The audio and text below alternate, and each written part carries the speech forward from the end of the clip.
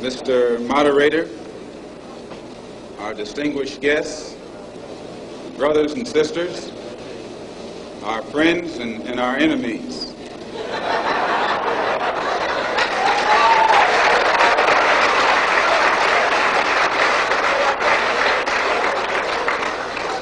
Everybody is here.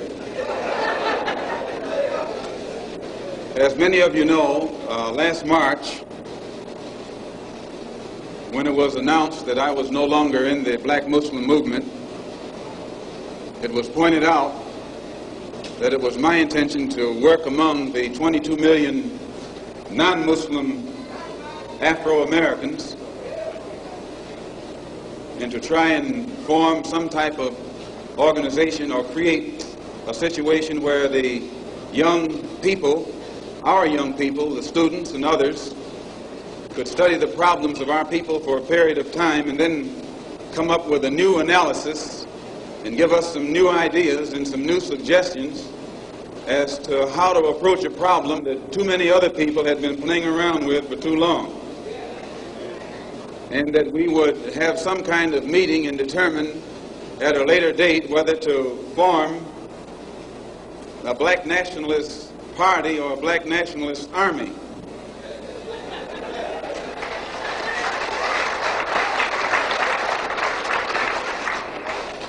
There have been many of our people across the country from all walks of life who have taken it upon themselves to try and pool their ideas and to come up with some kind of solution to the problem that confronts all of our people. And tonight we are here to try and get an understanding of what it is they've come up with. Also, recently, when I was blessed to make a trip or a pilgrimage, a religious pilgrimage to the holy city of Mecca, where I met many people from all over the world, plus spent many weeks in Africa, trying to broaden my own scope and get more of an open mind to look at the problem as it actually is. One of the things that I realized, and I realized this even before going over there, was that our African brothers have gained their independence faster than you and I here in America have. They've also gained recognition and respect as human beings much faster than you and I. Just 10 years ago on the African continent, our people were colonized. They were suffering all forms of colonization, oppression, exploitation, degradation, humiliation, discrimination, and every other kind of Asian. And in a short time, they have gained more independence, more recognition, more respect as human beings than you and I have. And you and I live in a country which is supposed to be the citadel of education, freedom, justice, democracy, and all of those other pretty sounding words. So it was our intention to try and find out what was our African brothers doing to get results so that you and I could study what they had done and perhaps gain from that study or benefit from their experiences. And my traveling over there was designed to help to find out how. One of the first things that the independent African nations did was to form an organization called the Organization of African Unity. The purpose of our Organization of Afro-American Unity, which has the same aim and objective, to fight whoever gets in our way.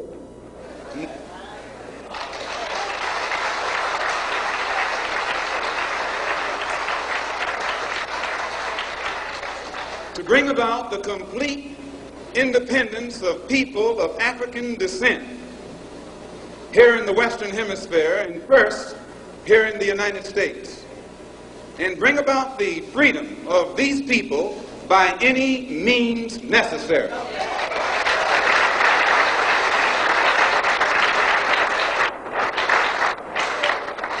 That's our motto.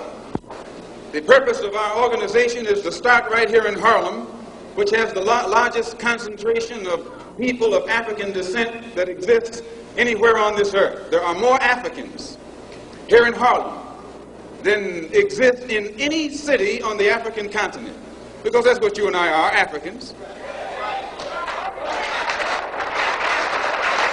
The Charter of the United Nations, the Universal Declaration of Human Rights, the Constitution of the United States, and the Bill of Rights are the principles in which we believe, and that these documents if put into practice, represent the essence of mankind's hopes and good intentions, desirous that all Afro-American people and organizations should henceforth unite so that the welfare and well-being of our people will be assured, we are resolved to reinforce the common bond of purpose between our people by submerging all of our differences and establishing non-sectarian constructive programs for human rights. We hereby present this charter. Number one, the establishment.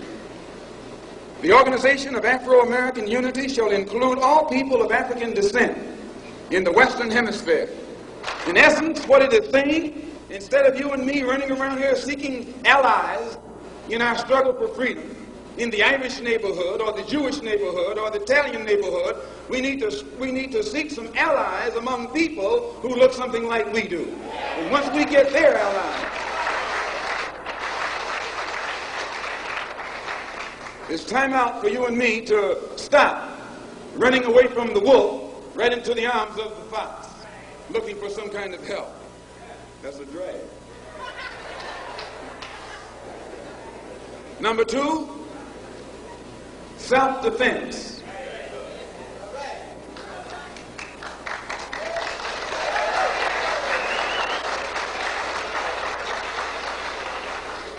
Since self-preservation is the first law of nature, we assert the Afro-Americans' right to self-defense. The Constitution of the United States of America clearly affirms the right of every American citizen to bear arms. And as Americans, we will not give up a single right guaranteed under the Constitution. The history of unpunished violence against our people clearly indicates that we must be prepared to defend ourselves, or we will continue to be a defenseless people at the mercy of a ruthless and violent racist mob.